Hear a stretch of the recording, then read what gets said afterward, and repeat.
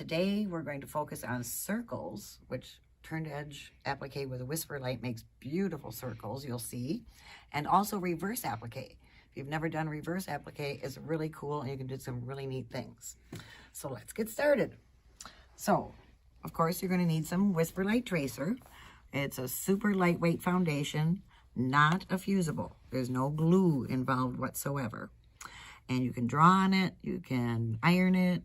It's really cool stuff. So, you're going to take some whisper light and you're going to use a circle template.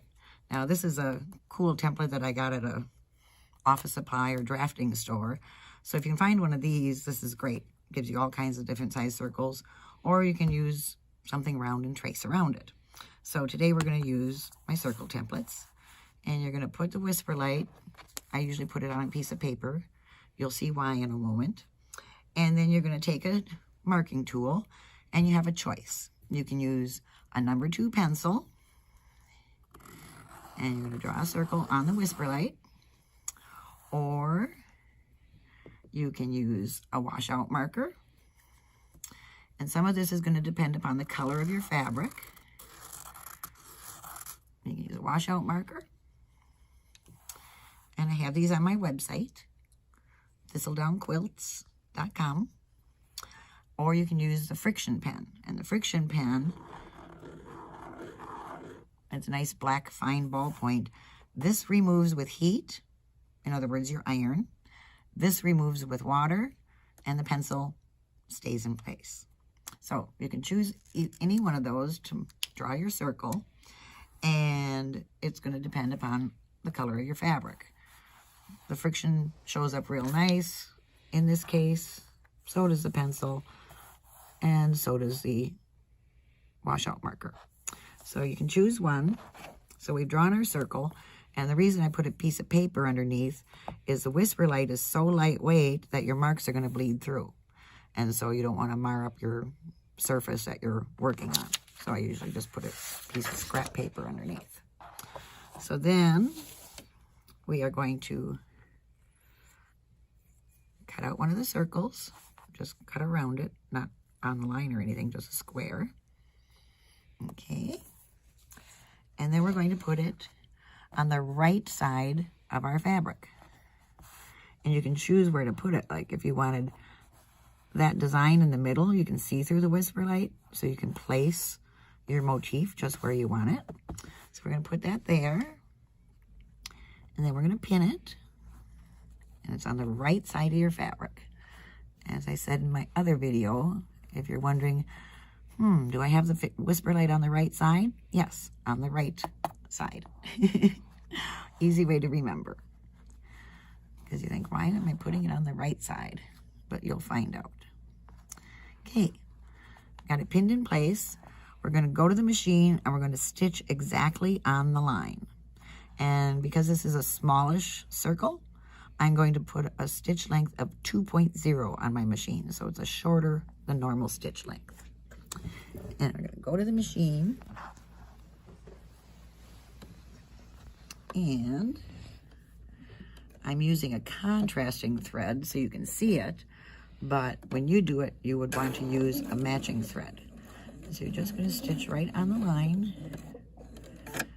If you have a needle down feature in your machine, go ahead and use it, so whenever you stop to pivot, your needle's down in the fabric so you don't get any ziggity zags in your stitching. They stay in a nice line. Sometimes you want to, depending how small your circle is, you want to stop and let your fabric relax. And just slight pivoting. Take your pins out as you come to them.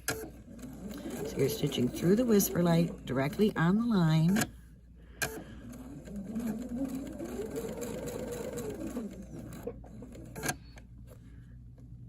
And you're going to go all the way around. Not going to leave any openings.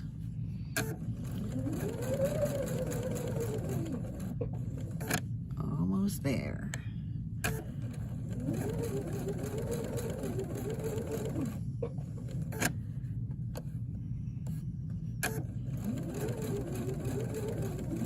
Okay, you're going to meet up right where you started.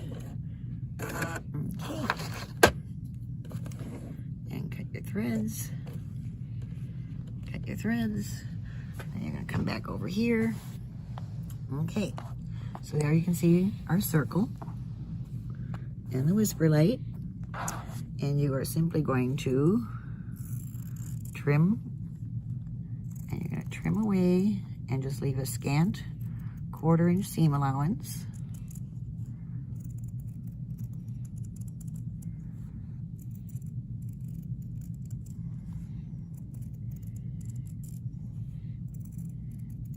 That's easy so far, isn't it? Ta-da! Okay, there's our circle. But we want to turn the edges under. We're going to, there we go, nice sharp little scissors. Cut a little slit, and then you're simply going to start turning it a little bigger. X. And you're going to turn it right sides too.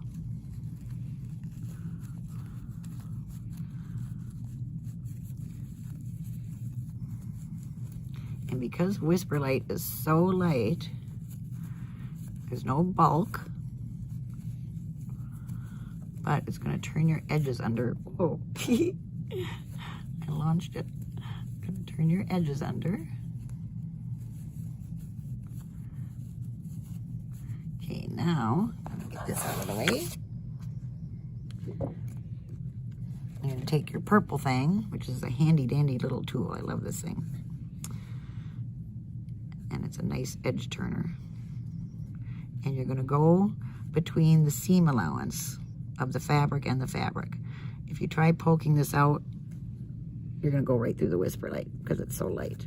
So get your little purple thing in between the fabric and the fabric and work all the edges out.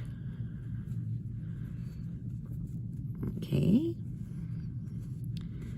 And then look at that beautiful circle. Give it a press. Yes, I have these cute little irons. They don't take water. It looks like it takes water, but it doesn't take water. I've never put water in my irons because I've purchased expensive irons, cheap irons, and when you put water in your iron, they're fine at first, but eventually, I'm sorry, but they all spit. So I usually just keep a spray bottle on hand with some water in it. So this circle turned beautifully. Now, if you have an area that's being stubborn, if you spray a little water, cotton's a natural fabric, and when it gets wet, it has more give. So you can just simply spritz a little water, and you can get it to shape a little more if you need to, but this came out really, really nice. So there is an easy edge-turned circle ready to applique on. Isn't that gorgeous? And you can do all different sizes. Here's a little one. Okay. And so the same thing, you're just gonna stitch around, cut around the outside, turn it right sides too, and press. And it's ready to applique down. All kinds of beautiful little circles. Easy peasy. And to applique them down, if you saw in our last video, you can do it several ways. You can use an applique stitch by hand. You can do an edge stitch by machine. You can do a blanket stitch by hand. All sorts of ways to applique this to your background. But it's beautiful circles. They're easy to make.